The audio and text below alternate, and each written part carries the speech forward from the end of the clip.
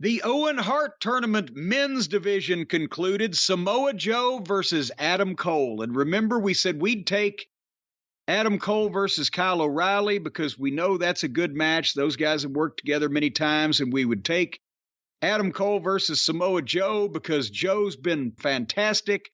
But one way or another, the one finish we wouldn't accept is Adam Cole winning because he's been the shits and they booked him into incompetence.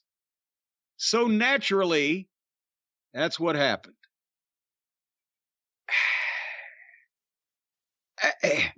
So Adam Cole could not beat Pockets. He couldn't beat the lowest guy on the totem pole. He couldn't beat the mascot. Then he does a job to the champion. Then he does a job to somebody else. And now he beats Samoa Joe. Again, Joe has been impressive, to say the least, in everything he's done because he manhandles people. He's a grown adult man. He looks like he's serious. He looks like he's manhandling you. He looks like somebody. And they've done the same thing with him that they've done with so many of these guys. They brought him in with no plan and just made it up as they went along. And now as his shit at least is registering, he gets beat by a fucking guy a third of his size that has been booked worse than any major star coming from the other side of a promotional war ever in history. Cole has lost his size. He's lost his aura. He has his group, but they've lost their aura. He's, as I said, he's lost to a joke and yet to win anything major. And honestly, Joe was trying to carry this, and it was the worst showing that he's had so far because this just didn't work. Nobody's buying Adam Cole, and he's not doing anything to sell himself. Did you see his thigh slaps? Did you see his thigh slaps? Yes. That's the only thing that makes any noise. He does it so obviously, he doesn't even try to hide it. Why would you do that? Why would you want people to see you openly just slapping yourself? But Cole debuted with absolutely no booking plan, and Joe debuted with no booking plan, and now here are the two guys together. And there are people actually, Tony Khan has plans for the long-term plans. He plans everything. No, he just threw these fucking guys out there and wasted them. And again, in this one, finally, Bobby Fish came out and jerked Joe's bad shoulder that he'd been selling over the top rope. But then that was negated because as Adam Cole goes to do something, Joe gets a sleeper on him and then gets up and nails Fish off the apron. And then Adam Cole hits 3 shitty-looking super kicks, shittier looking than super kicks actually usually look, if you can imagine that, and hit his knee and beat the babyface flat 1, 2, 3. They may have sold it like there was interference, but I got news for you. Again, just because people are doing this shit these days doesn't make it right.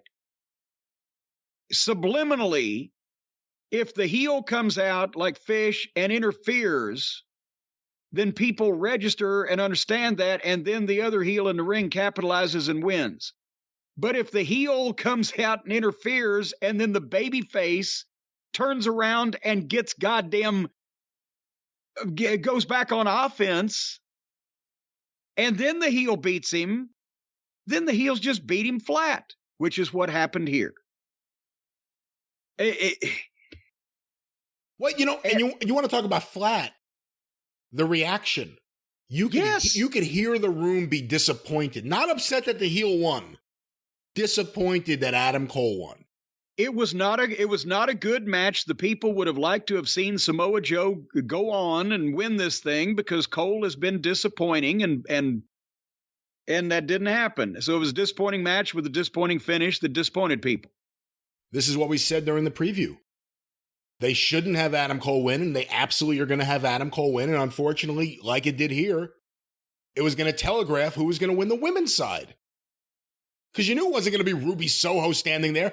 As soon as him and his girlfriend, that they're not married yet, him and his girlfriend both came out dressed like a member of the Hart family. You knew who was going to win the tournament.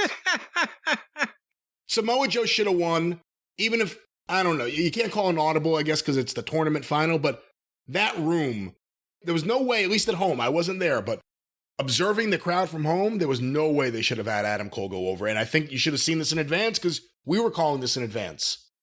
And I also think they better be careful because fans may get sick of Britt Baker if things don't change soon, too.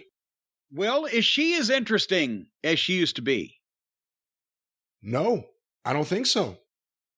Because now we're 3 years in, and the people who have been there from the beginning are starting to get into how can I miss you if you won't go away territory. When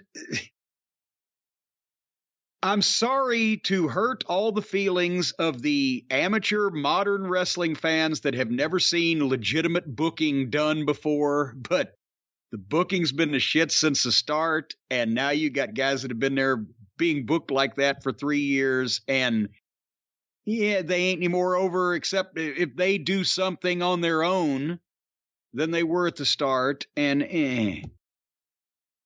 So speaking of the other half of the Owen Hart tournament, Britt Baker and Ruby Soho. And again, it's a 5-hour show, plus there was 2 concerts here. And one of them was pretty good. It was nice to see Rancid. Well, I was about to say one of them was a professional band set up playing Rancid playing Ruby Soho to the ring, and the other was the ex-Fozzy guitarist doing a solo for Britt Baker. Well, first of all, I was hoping Rancid would keep going. I was like, man, time bomb. Let's keep going. Let's hear what's next. The Fozzy guitarist guy, it was almost more of a dance routine than it was any actual music. I mean, I heard the music they were playing through the PA, her usual music. I guess he was playing on top of that. But he was just dancing around and mugging for the camera. What the fuck was that? Well, that was the same thing that Jericho does in his matches. Dance around and mug for the camera. Just Jericho can't play the guitar. But anyway, again, the heel wins the Owen Hart tournament by beating the babyface clean in the middle with a reverse roll-up. So the heels were rewarded in the Owen Hart tournament with clean victories over the babyfaces. And then Adam Cole came out to congratulate his lovely better half, and we realized that as they're standing there in matching T-shirts, they're both exactly the same size. I think Britt's got a little bit on him in the thighs and a better tan. Her arms are bigger. And Martha Hart Tony Khan escorts Martha Hart out. And my God, you know, I've called Tony the Mad Hatter because he likes to put a hat on a hat with all these stipulations. But Martha, she thought she was at the Kentucky Derby. Was that the most bizarre hat you've ever seen at a wrestling award ceremony presentation? Well, that's the thing. It was almost like this was the Hall of Fame speech she never got to give in certain respects. Well, that's true. I didn't think of the hat from a Hall of Fame perspective. Maybe that was a Hall of Fame hat. But she thanked everybody she ever met and plugged her hat and gave Adam Cole and Britt Baker both the belts that they've made for the occasion, because apparently Tony said in an interview here a week or two ago, I've got all kinds of belts made up that nobody's ever even seen. So sooner or later, if this company lasts long enough, everybody will have a championship belt. This took a while, but I'm not, Martha, as you mentioned that, the Hall of Fame speech she never got to give, I'm willing to give her the time. I wish they'd have cut some time in some of the rest of the show. And the hat. I don't know about the hat still.